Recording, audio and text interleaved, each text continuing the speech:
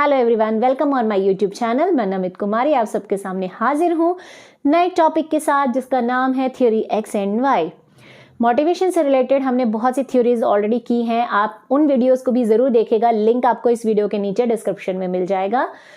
तो ये जो थ्योरी एक्स एंड वाई है, ये मिस्टर मैकग्रेगर ने दी थी और इनका ये मानना था कि इंडिविजुअल्स जो होते हैं वो दो तरह के होते हैं और उन दोनों तरह के लोगों को इन्होंने अलग अलग कैटेगरी में डाला। एक कैटेगरी को इन्होंने थ्योरी एक्स का नाम दिया और दूसरी को थ्योरी वाई का नाम दिया। तो क्या थे ये लोग, क्या इनके कैरेक्टरिस्टिक्स थे, क्या कहती है ये थ्योरी, ये हम देखेंगे आज की वीडियो में। साथ ही साथ वीडियो में बहुत कुछ होने वाला है, क्योंकि हम यहाँ पर मैरिट्स डीमेरिट्स भी देखेंगे और ये भी देखेंगे कि लोगों को कैसे मोटिवेट किया जा सकता है। इसलिए वीडियो में एंड तक बने रहिएगा। वीडियो पसंद आए तो दोस्तों के साथ शेयर जरूर कीजिएगा, लाइक कीजिएगा और हाँ, चैनल सब्सक्राइब किए बिना मत जाइएगा। तो let's start. Take screenshot of it. जैसा कि मैंने आपको बताया कि थ्योरी एक्स में उन्होंने एक तरह के लोगों को रखा और थ्योरी वाई में दूसरे तरह के।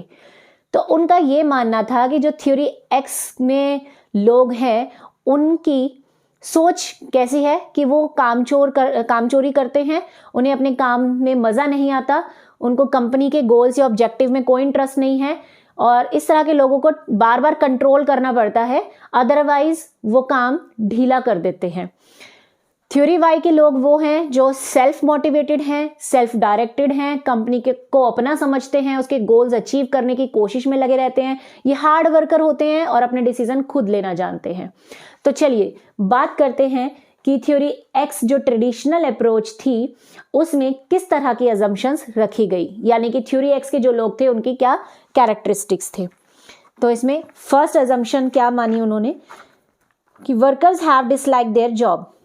इनका ये मानना था कि वर्कर्स जो हैं वो अपने काम को नापसंद करते हैं and they want to avoid their job whenever required. मतलब जब भी उनको वक्त मिलता है, मौका लगता है, वो अपने काम से कामचोरी करना पसंद करते हैं। ठीक है, फिर उन्होंने क्या माना कि इस कैटेगरी के लोग कैसे होते हैं। Second, workers have little or no ambition for their work. अपने काम को लेकर ना तो कोई उनका एम्बिशन है और ना ही उसमें कोई इंटरेस्ट है। Then they tend to resist changes and avoid responsibility. ये हमेशा अपनी रिस्पॉन्सिबिलिटीज को अवॉइड करते हैं और चेंजेस होने से डरते हैं, यानी कंपनी में कोई नया पॉलिसी नहीं आनी चाहिए, कोई नई टेक्नोलॉजी नहीं आनी चाहिए, क्योंकि नया कुछ आएगा तो हमें सीखना पड़ेगा और सीखना तो ये चाहते ही नहीं। ठीक है, then they are self centered and do not care about organization goal. ये ऑर्गेनाइजेशन के गोल्स के बारे में बिल्कुल नहीं सोचते, सिर्फ अपने बारे में सोचते हैं। Then they prefer to be led by others rather than lead others. मतलब ये लोग सोचते हैं कि बस हमें कंट्रोल कर लो, हमें बता दो क्या करना है, कैसे करना है, हम खुद से कुछ नहीं करना चाहते। ये दूसरों के लीडर नहीं बनना चाहते। ठीक है, ये बस भेड़ चाल में चलना चाहते हैं। Next, workers are not intelligent. यहां ये माना गया कि इस कैटेगरी के लोग इंटेलिजेंट नहीं होते। Next, workers are poor decision maker. Workers अपने डिसीजन अच्छे से ले नहीं पाते, फिर वो डिसीजन कोई भी गोल अचीव करने के लिए हो या कोई भी काम करने के लिए। Next, they need to be control closely. उन्हें बार बार कंट्रोल करना पड़ता है अगर उनसे इफेक्टिव काम करवाना है तो। ठीक है, तो यहाँ पर हमने देखा कि थ्योरी एक्स के जो लोग थे वो किस तरह के होते हैं अकॉर्डिंग टू मैकग्रेगर। अब इन्होंने ये भी बताया कि इस तरह के लोगों से कैसे डील किया जाना चाहिए। ठीक है, तो क्या रास्ते हैं उसके लिए। First, external control is considered appropriate. मतलब जो लोग इररिस्पॉन्सिबल है उनको कंट्रोल करने के लिए एक्सटर्नली फोर्स लगानी पड़ेगी, यानी कि बाहर से उन्हें कंट्रोल करना पड़ेगा, क्योंकि अंदर से तो उनको कोई फीलिंग आती ही नहीं है खुद से कोई काम करने की, वो तो कामचोर हैं। ठीक है ना। Second, close supervision is required. मतलब उन पे बहुत गहरी नजर रखनी पड़ती है तभी वो काम अच्छे से करते हैं। Next, leadership should be autocratic. Autocratic होता है तानाशाही, जहां पर हम अपनी मर्जी चलाते हैं और दूसरे को सोचने समझने की आज़ादी नहीं होती, फ्रीडम नहीं होती। तो यहाँ पर बोला गया है कि इस तरह के लोगों को कंट्रोल करने के लिए लीडरशिप ऑटोक्रेटिक होनी चाहिए।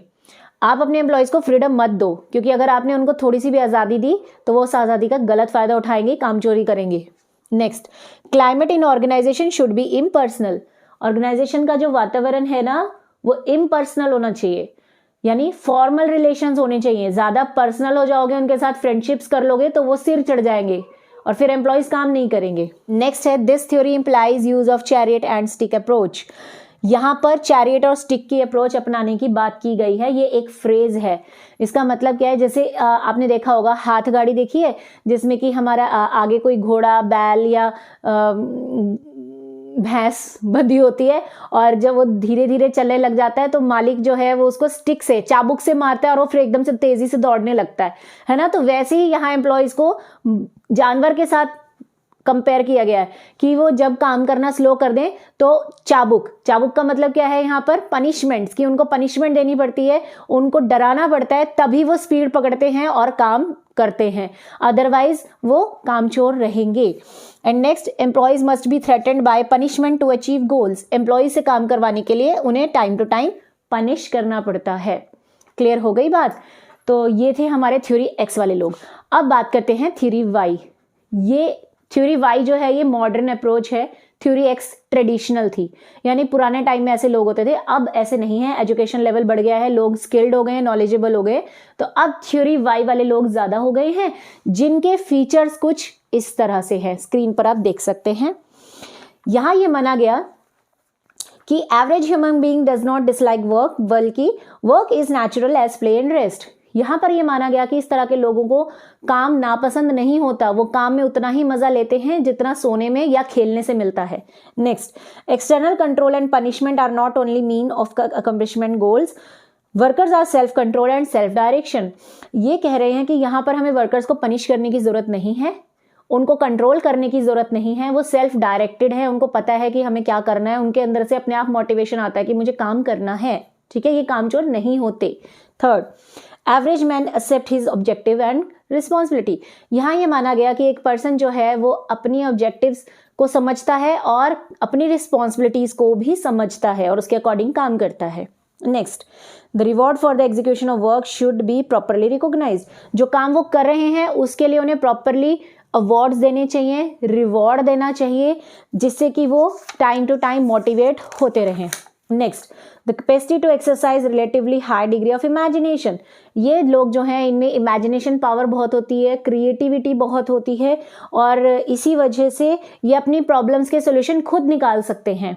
इन्हें टॉप मैनेजमेंट के पास बार बार जाने की जरूरत नहीं है। And last, theory based on democratic principles. यहाँ पर जो है डेमोक्रेटिक एनवायरनमेंट होता है, एम्प्लॉयज़ को डिसीजन मेकिंग में इन्वॉल्व किया जाता है, क्योंकि ये लोग जो हैं ये पढ़े लिखे समझदार हैं, अपनी जिम्मेदारी समझते हैं, तो ये गलत राय नहीं देंगे। ठीक है, अब इस तरह के लोगों से अगर आपको डील करना है तो क्या क्या करना चाहिए वो डुगलास साहब ने बताया। फर्स्ट है emphasis on cooperation between management and employees. ये कहते हैं कि मैनेजमेंट और एम्प्लॉय के बीच में कोऑपरेशन होना चाहिए, मिलजुल कर काम करना चाहिए, क्योंकि एम्प्लॉयज समझदार है, ठीक है, कामचोर नहीं है, तो आपको उसे इन्वॉल्व करना चाहिए कामों में ताकि वो मोटिवेट रहे। Next, there should be decentralisation of authority, क्योंकि यहाँ वर्कर समझदार है, स्किल्ड है, नॉलेजेबल है, एजुकेटेड है, इसी वजह से आप अपनी कुछ पावर्स और अथॉरिटीज उसे दे सकते हो, वो उनका गलत इस्तेमाल नहीं करेगा। ठीक है, next, there should be emphasis on satisfaction of high level needs. ये कहते हैं कि हमें हमेशा हाई लेवल नीड्स की फुलफिलमेंट के लिए काम करना चाहिए।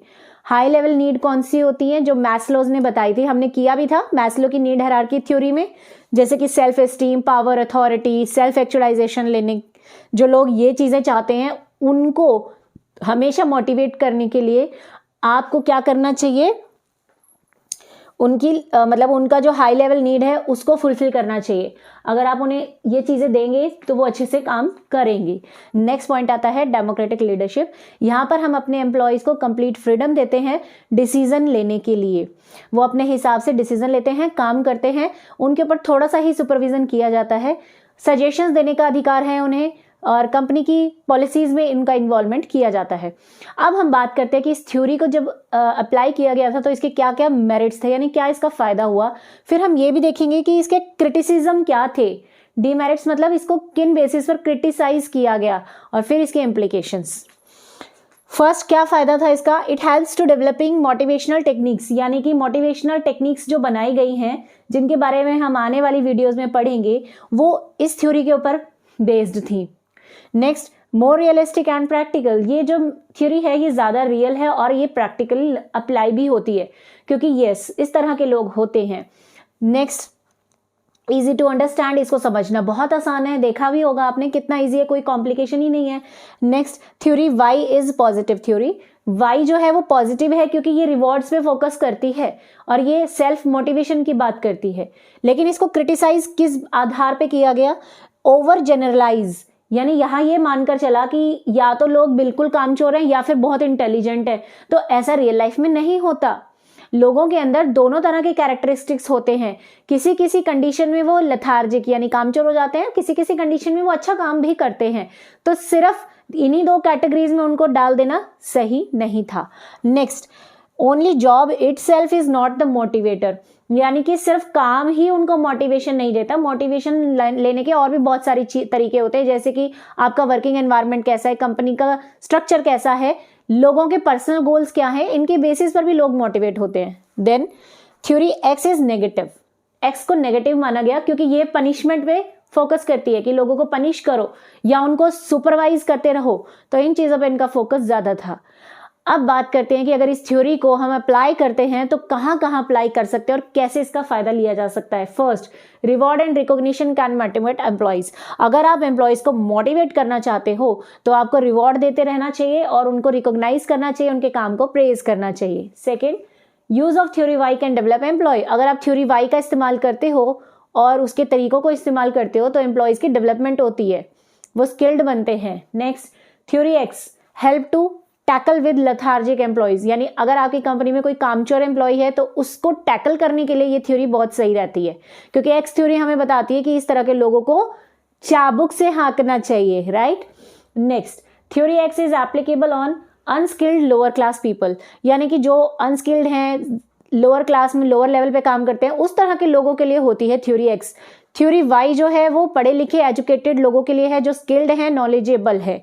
तो हमें स्किल्ड लोगों पर थ्योरी वाई को अप्लाई करना चाहिए। तो इसी के साथ हमारा टॉपिक यहीं पर खत्म होता है। अच्छे से पढ़िए, कमेंट्स करते रहिए। Bye bye, have a good day.